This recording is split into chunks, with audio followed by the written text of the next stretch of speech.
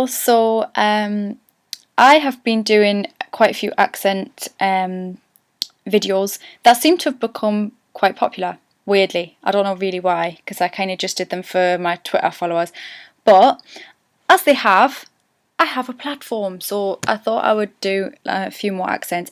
I am going to do a follow-up to the Liverpool accent, and with all your corrections that you have given me. And I'm going to do a Geordie one pretty soon as well, obviously, because that is my native accent. But this one, I thought I'd tackle the Manchester accent. I have done the Manchester accent in some of the acting roles that I've done.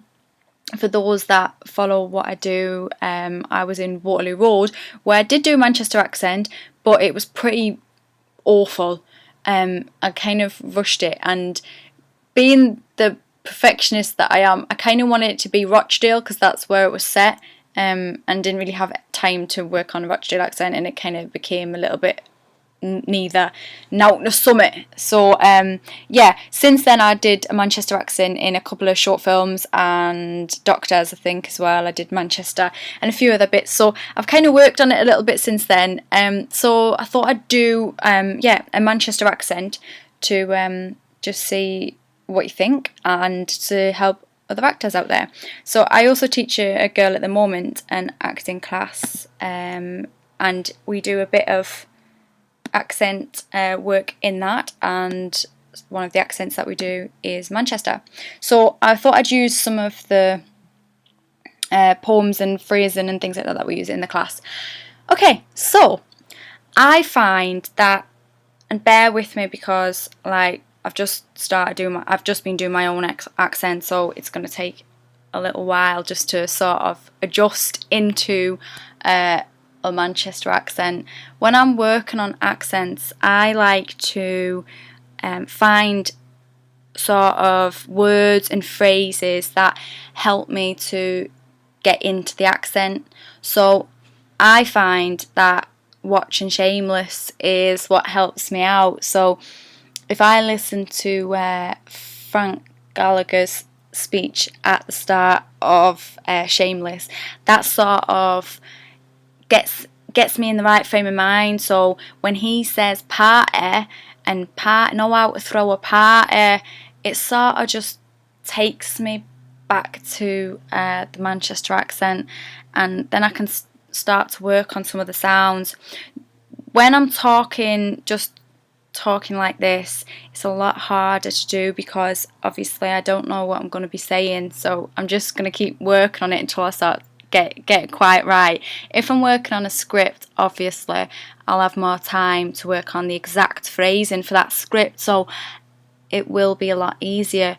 One of the things with the Manchester accent that I find is that they really drag out all their vowel sounds. So, no, go, united, divided, excited, high, low.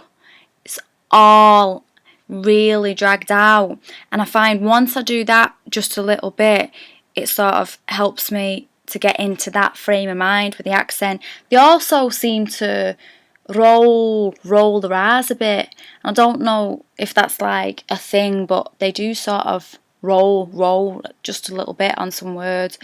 I've got like a few poems that I found that are Manchester-based poems. So one of them is called Poem Manchester, which is written by Christopher Radcliffe. So Christopher Radcliffe. I'll read this to you and see what you think of this.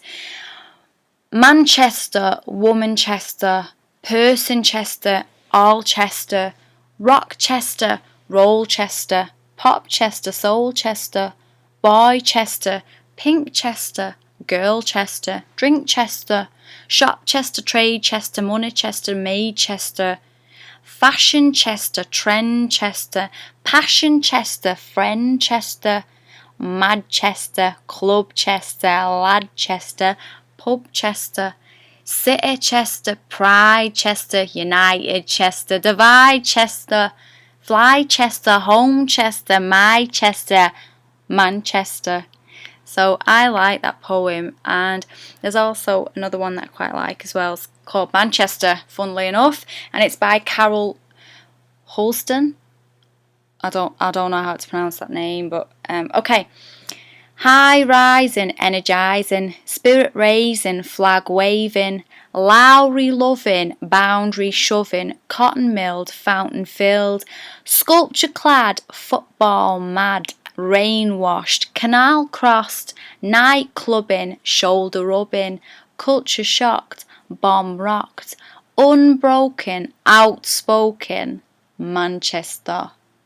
So I find working on the Manchester accent, like any other accent, takes time, and I often find listening to local radio is a good way to go about it, because you get really authentic accents that will ring up, and you can sort of work on your accent that way.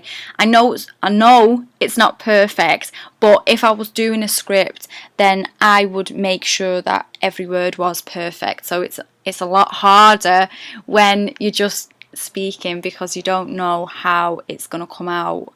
But I think it's not too bad, so I'd love a bit of sort of input from all you Manx out there, but I don't think it's too bad. I think it just needs sort of tightening up, and if I were doing a script, then I think it would be a lot better.